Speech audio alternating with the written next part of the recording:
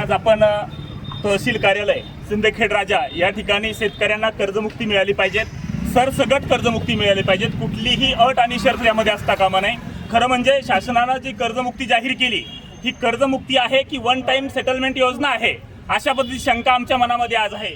खरं जर पाहिलं तर ज्या शेतकऱ्यांना तुम्ही कर्जमुक्त करण्याची घोषणा करता किंवा आश्वासन देता तर खरं म्हणजे ही कर्जमुक्ती तुमची नाहीच आहे।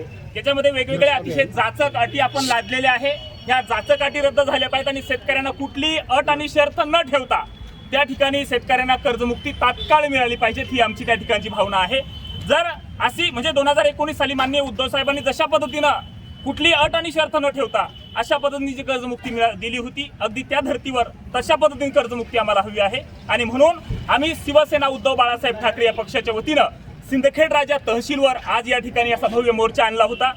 जर शासनानं आमच्या मागणीची दखल घेतली नाही तर हा मार्ग अतिशय शांततेचा आणि गांधीजीच्या मार्गाचा होता, आम्हाला भगतसिंगाच्याही मार्गाने जाता येतं, हे शासनानं लक्षात ठेवावं। येणारं आंदोलन अतिशय उग्र आणि त्याहीपेक्षा भव्य दिव्य असेल याची शासनाने त्या ठिकाणी नोंद घ्यावी।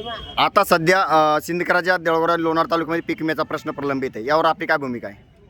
त्या ठिकाणी सिंदखेड राजा, देळगाव राजा आणि सिंदखेड राजा या ठिकाणच्या पीक विमा कंपन्यांनी जो घोळ घातलेला आहे, तसं संबंध महाराष्ट्रामध्ये तो तसा प्रकार आहे। आमची मागणी आहे जे पीक विम्याचे प्रतिनिधी आहे यांच्यावर तात्काळ कारवाई झाली पाहिजे, यांच्यावर गुन्हा नोंद झाला पाहिजे। जिल्हा स्तरावर त्यांच्यावर गुन्हा नोंद झालेला आहे, तो तालुका स्तरावर सुद्धा झाला पाहिजे, अशी मागणी आम्ही त्या ठिकाणी या तालुक्याचे कृषी अधिकारी त्यांना या ठिकाणी केलेली आहे।